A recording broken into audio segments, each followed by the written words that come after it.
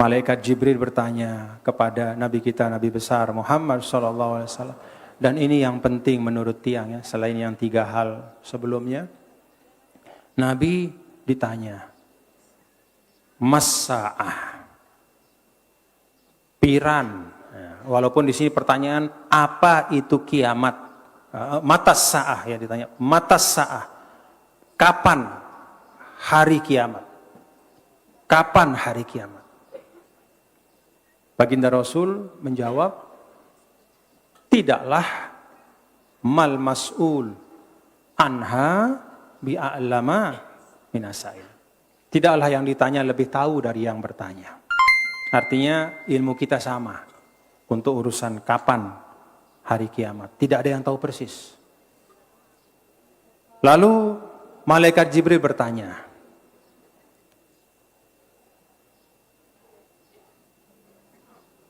Amarat. Amarat itu tanda-tanda. Nabi kita kemudian menyampaikan ada 2 tanda yang disampaikan. Yang pertama, antalidal amatu robbataha. Wanita melahirkan tuannya. Lalu yang kedua, akan ada masa al-hufat, yang biasanya tidak punya sepatu, bertelanjang kaki, al-urat, yang biasanya tidak pakai baju, atau bajunya itu baju seadanya saja. Antara al-hufat, al-urat, al-alah, orang-orang yang biasanya fuqara, betul-betul tidak punya apa-apa. Ri'asya, yang biasanya hanya menggembala. Yatatawwaluna fil bunyan. Mereka kemudian membangun gedung-gedung tinggi. Tanda yang pertama ini para ulama menyampaikan penjelasannya kepada kita. Apa yang dimaksudkan perempuan melahirkan tuannya? Banyak penjelasan para ulama. Salah satu di antaranya, ungkapan Rasulullah SAW ini menunjukkan bahwa pada hari menjelang datangnya atau semakin dekat hari kiamat itu semakin banyak peperangan dan kehancuran. Kalau terjadi peperangan itu maka biasanya ada tawanan perang. Tawanan perang itu laki-laki ataupun perempuan. Kalau cara dulu tawanan perang yang perempuan itu kemudian menjadi milik dari yang mengalahkan. Jadi kalau ada perempuan dari kelompok yang dikalahkan itu dirampas. Kemudian dia jadi milik dari yang menang. Lalu boleh dipergauli. Kemudian kalau dia sudah lahir anaknya, maka anak itu menjadi tuan daripada perempuan itu. Zaman dulu. Tanda semakin dekatnya hari kiamat adalah semakin banyak peperangan-peperangan dan kehancuran-kehancuran.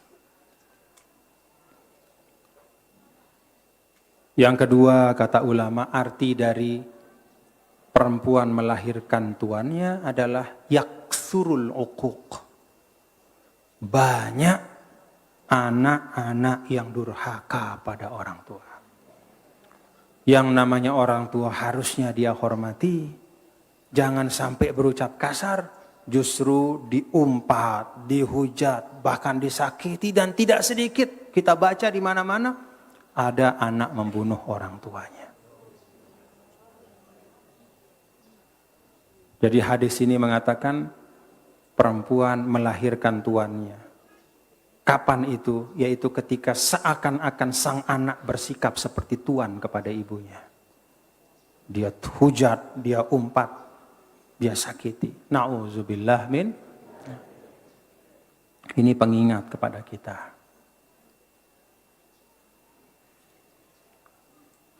Ada juga ulama mengatakan maksud dari anak perempuan melahirkan tuannya adalah tangqalib mawazinul qiyam. Sudah berubah kebalik kebelah.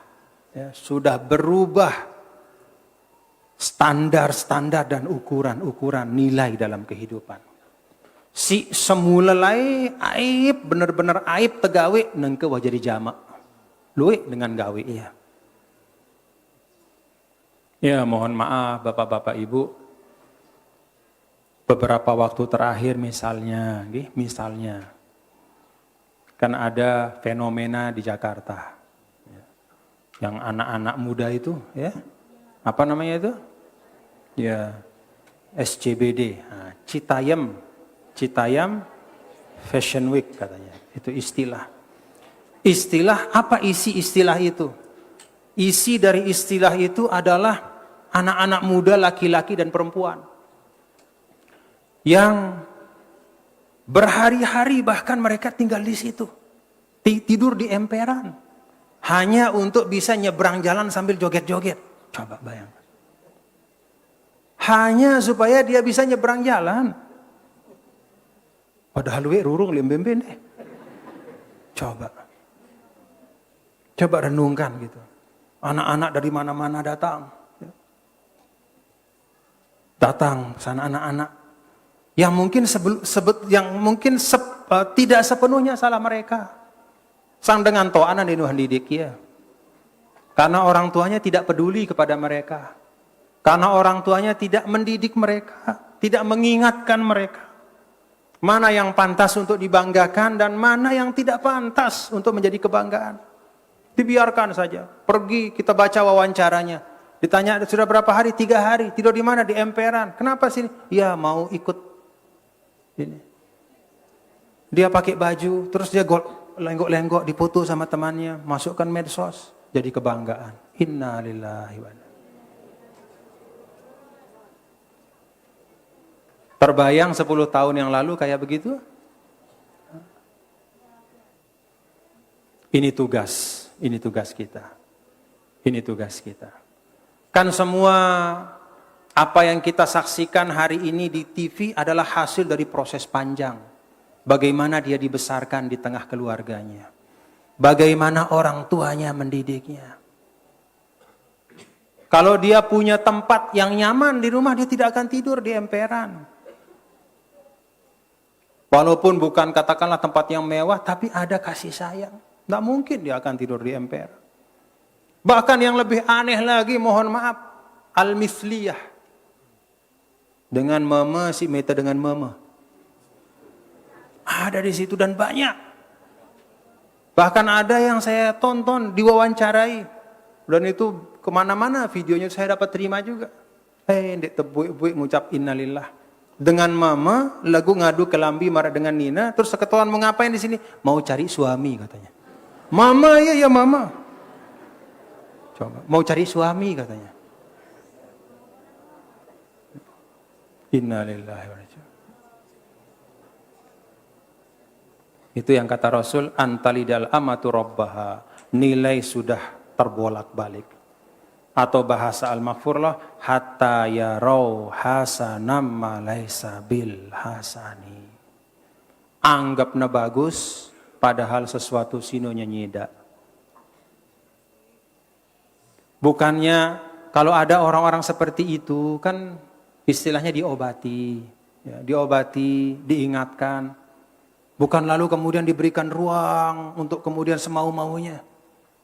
Innalillah. Itu kejadian.